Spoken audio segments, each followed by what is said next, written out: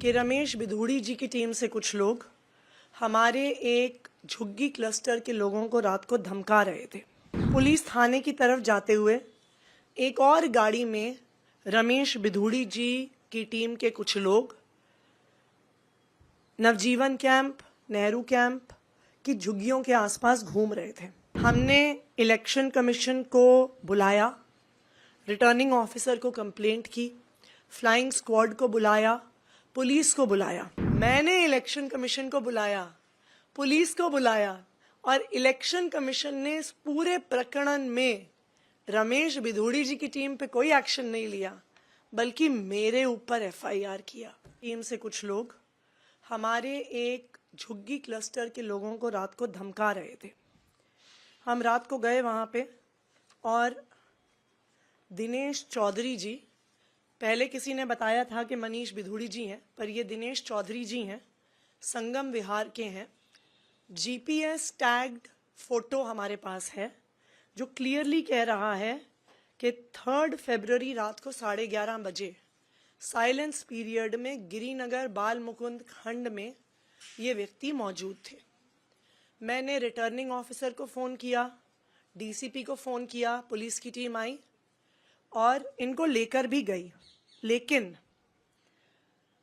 जब हम इनके पीछे पीछे गए तो ये दिखा कि इन पर कोई भी एक्शन नहीं हुआ, इनको पुलिस ने जाने दिया। In the meantime police थाने की तरफ जाते हुए एक और गाड़ी में रमेश बिधूड़ी जी की टीम के कुछ लोग नवजीवन कैंप, नेहरू कैंप की झुग्गियों के आसपास घूम रहे थे। उनकी भी जीपीएस टाइम स्टैम्प्ड फोटोज हैं हमारे पास। ये अनुज भाटी, जो मुझे बताया गया है कि शायद सगे भतीजे हैं, अनुज बिधूड़ी, जो मुझे बताया गया है कि सगे भतीजे हैं रमेश बिधूड़ी जी के, उनके भाई के सुपुत्र हैं और सेठी के नाम से इलाके में जाने जाते हैं। उसी गाड़ी में लालू बिधूड़ी, जो भी तुगलकाबाद गांव के निवासी हैं, इनकी भी जीपीएस टाइम स्टैम्प्ड फोटोज हैं। इस लोकेशन पर हमने इलेक्शन कमीशन को बुलाया, रिटर्निंग ऑफिसर को कंप्लेंट की, फ्लाइंग स्क्वाड को बुलाया, पुलिस को बुलाया। जब एसएचओ वहाँ पे पहुँचे और उन्होंने अनुज बिधूड़ी को वहाँ पर देखा तो खुले आम एसएचओ साहब ने इनको वहाँ से सबके सामने फरार करवा दिया। इनको फरार करवाने के लिए और उससे ध्यान हटाने के लिए पुलिस वालों ने 2 लोकल लड़के, एक जो वहाँ पे उस इलाके में अपने एक रिश्तेदार के पास सामान छोड़ने आया हुआ था, जो इस पूरे प्रक्रिया की वीडियो बना रहा था, और एक जो हमारे किसी एक कार्यकर्ता के को देखकर अपने घर से बाहर आया था। जो 2 लड़के एमसीसी वायलेशन का वीडियो बना रहे थे, जो ईसीआई में कंप्लेंट कर रहे थे, उन 2 लड़कों सागर मेहता और अशमीत सिंह को पुलिस ने बर्बरता से पीटना शुरू कर दिया। जो कंप्लेंट कर रहा है उसकी पिटाई पुलिस द्वारा हो रही है। ये पिटाई गोविंदपुरी एसएचओ धर्मवीर सिंह द्वारा की गई। उसके साथ 10 और पुलिस अफसर थे। हमारे पास वीडियो एविडेंस भी है, जो मैंने कल रात को ट्वीट किया, कि उनको थाने लेके जा रहे हैं और पुलिस वाले इन दोनों लड़कों को लात मार रहे हैं जब थाने लेकर जा रहे हैं।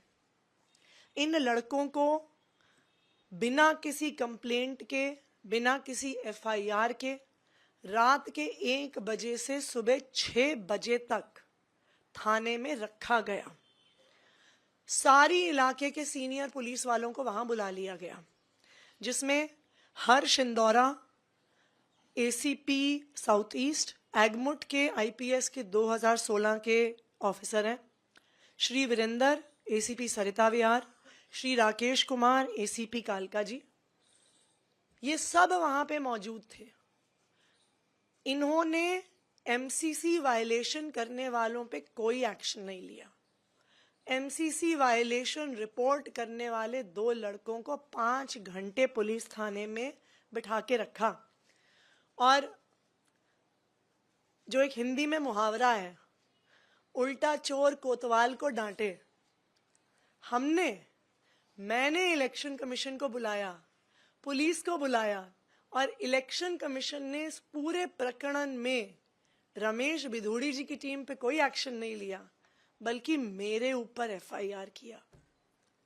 मैं आज इलेक्शन कमीशन से पूछना चाहती हूं, Bharat free and fair election के लिए जाना जाता है।